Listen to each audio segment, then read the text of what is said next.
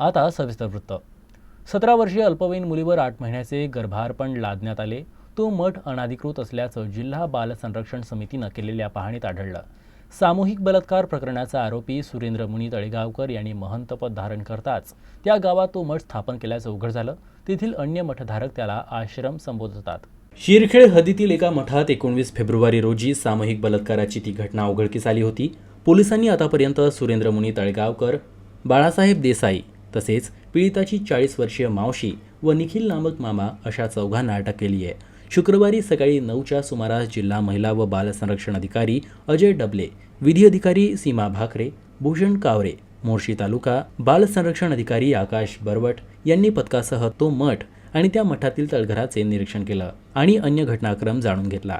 तेथील 4 महिला व मुलांशी संवाद देखील साधला. सर्व मठातील मुक्कामी राहणाऱ्यांची नोंद ठेवण्याची सूचना करण्यात आली.